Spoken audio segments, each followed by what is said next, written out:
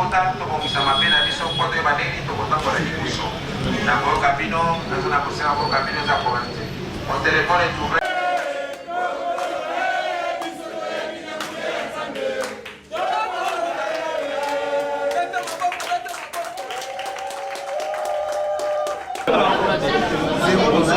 Bonsoir. Fédéral, première apparition et réunion à l'imposition, la communauté locale, présenté exécutif fédéral et Mwamba.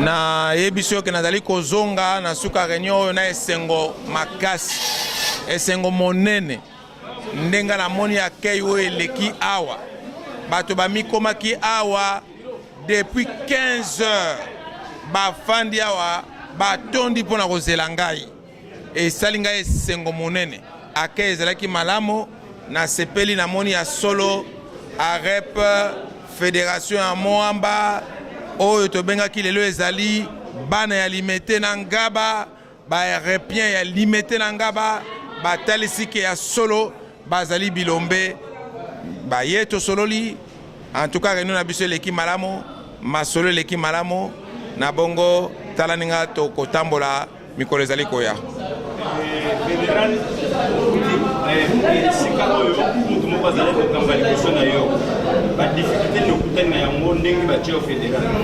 Réunion oyo tozali nango ezbengami réunion ya prise de contact na kati ya réunion oyo nde tozali koreleve makambo nyonso oyo etambolaki malamu na oyo etambolaki malamu te pour que ensemble na ba communaux na ba chef de rue na ba chef de quartier toyeba ndenge nini tokotambusa fédération na biso moninga azalaki awa atambolaki epai ya suki nde tobandi mpe tozali kokoba nde ndenga libota oyo babengi barepie batambolaka loboko na loboko ensemble ezali te oyo aye abundisi moninga oyo wana alobi te ye te ngai te libota ya Gilwando libota monene oyo etambolaka na bolingo tozali soudé nde ndenga mateya oyo topesi bato lelo mpona bayeba ndenge tokotambola na fédération na biso ya Mwamba po ete bakonzi bazali kozela bamona bilembo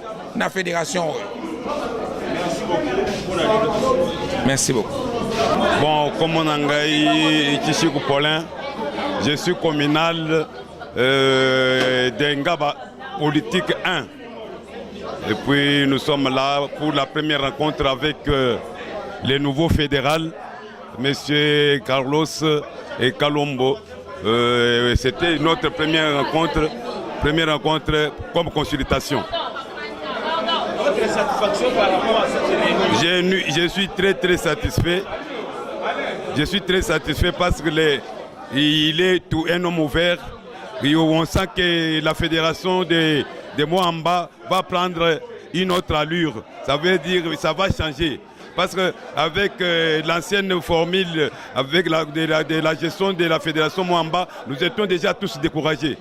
Voilà, aujourd'hui, la commune normale d'Engaba est divisée en trois communes politiques. À ce moment-ci, il n'y a qu'une seule politique et une seule commune politique qui s'est présentée avec ces 5 membres qui sont là, tandis que les 2 autres communes politiques qui ont été créées de toutes pièces, on ne voit pas les représentants et c'est là presque à toutes les réunions.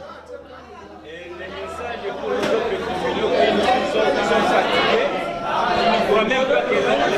ah voilà justement, le seul message que je peux lancer aujourd'hui, c'est appeler à tous nos membres, surtout ceux-là qui ont commencé avec AREP, venant des GGL, qui ont fait qu'AREP existe aujourd'hui, qu'ils reprennent le courage de reprendre. La fédération a changé, nous avons des nouveaux membres, de nouveaux animateurs qui vont faire que ça soit autre chose. Ça veut dire que nous aurons une fédération qui va fonctionner normalement.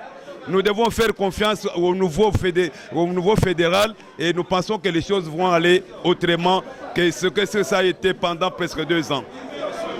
Je vous en remercie. Mbote, Papa Richard.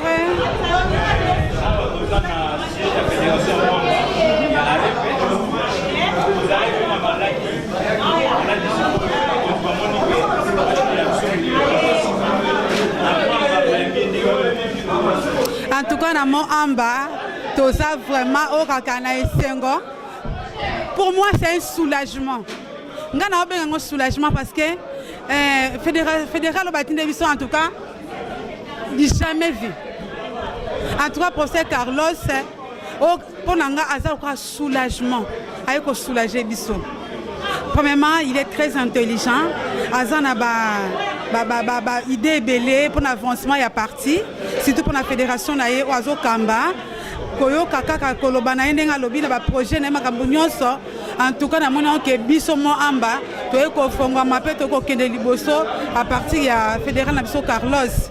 Vraiment Azan mutumoko aza ouvert, humble et vraiment en tout cas Naza vraiment émotionné. Pour moi, c'est un soulagement. Donc, il est venu nous soulager. Comme mon camarade Essinga Manzangou Joël, Petit Mobutu, Naza communal exécutif, secrétaire exécutif communal de l'Imité Nzadiba Mbamou.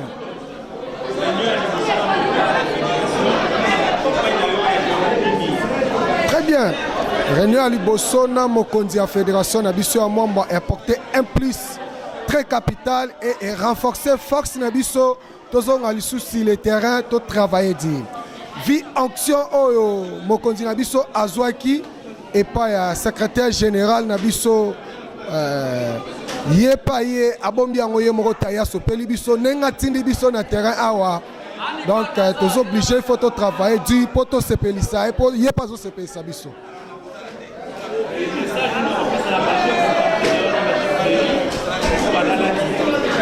Message na kopesa na chef du quartier na chef de rinanga o nyoso balalaki balamuka. Fédération ya Mwamba o bazukaki o bazelaki eye mokonzi o tozelaki na Mwamba yeyo aye. C'est pour cela ngai exécutif secrétaire communal ya Limete Nzadi ba Mbamu nazobenga Moïse ya Mwamba pour aye ko délibérer souffrance oyo fédération ya Mwamba ezalaki na yango abinisi yango pe biso yeyo. Nous disons merci beaucoup au secrétaire général du parti AREP. Il faut attendre Agissons pour la République pour la nomination du professeur Carlos Kalombo comme secrétaire exécutif fédéral de Mwamba. Les œuvres parlent. C'est des hommes comme ça que nous avions besoin depuis tous ces temps dans notre circonscription de Mwamba pour que les choses, pour que les partis aillent de l'avant. En tout cas, les œuvres parlent, les partis sont en train de rayonner. Vous voyez les équipements du bureau complet de ces adjoints. Ce n'est que le début. Nous voudrions voir de telles œuvres se répéter au sein de notre circonscription pour que nous puissions prétendre avoir un parti au meilleur que les autres dans cette République. Et surtout dans la circonscription électorale de Mwamba, nous voudrions faire de cette circonscription, comme l'a dit le fédéral le jour de son investiture, une circonscription. Bon, comme on a Ezali Amigo Lukufi, défenseur de la vision de son excellence Maître Guy Luando, un vrai colibri. Toyelelo étant qu'elle l'issue à Mokonzi pour assister à la fédération à Mwamba parce que nous sommes là pour appuyer AREP Matin. Dans l'interview, il est grand temps de te protéger Guy Luando Mboyo au hasard trésor na biso. Asali AREP partie de ma génération pour na biso. Et tant que colibri to sengi na ba fédération nyonso basala musala ya colibri lokola ndeko na biso. Prof Carlos Azako Sala, mais en respectant le principe, il y a parti. Donc, te féliciter, Prof Carlos, te moni chaque fois que bazoya, qui toko, oezo prôné social libéral, oeza AREP. Donc, félicitations, ma fédération Nyoso, Bolandatan. Voilà, Maloba Moko Bino, défenseur de la vision de son excellence, Maître Guy. Merci. Et puis, ils ont de la famille. Et quand on dit le voyez ça, par rapport à l'arrivée à Merci beaucoup, papa journaliste. Vraiment, il y a solo le bien d'amour à raté parce que tu l'as qui vraiment dessus afin que modèle au bandam mais la personne à Mwamba il y a fois passé. Alors le lot est son salinga comme on a ndenge ni CG à sali choix naie sali choix na ye epai ya fédéral na biso Carlos Kalombo eza songo mingi yango pukombo nga leo na sana réunion na sepeli mingi na ba action na sepeli mingi komona ndenge nini fédéral na biso alendisi biso koyeba nini oyo ezali bolingo ba valeur na ba na occasion ya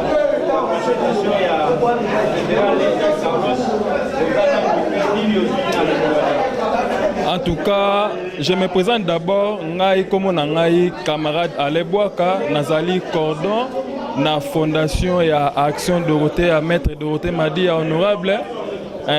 Pour la journée à l'élo, en tout cas, eza journée moko ya sengo, ok fédéral na biso ya mwamba ya sika.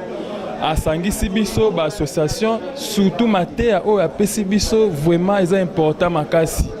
Donc il y a tei bolingo atei makambo ebele ya malamu vraiment o nga na retenir vraiment eza ba biloko tozwi pe toko transmettre yango na base. En tout cas esengo na eza makasi na mokolo ya lelo na o ebimi na monoko ya fédéral na biso oyo azali aponami epai ya mokonzi na biso excellence Guy Luando oyo azali président na biso ya AREP kolandisama mpe na secrétaire général na biso lokola papa na biso Camille Maître Dorothée. En tout cas esengo makasi vraiment ya kozala na fédéral ya boye nzambe apambola makambo nyonso ekende liboso fédération mwamba ekende liboso ya AREP. En tout cas merci beaucoup mpona bolamu azosalela biso na fédération oyo.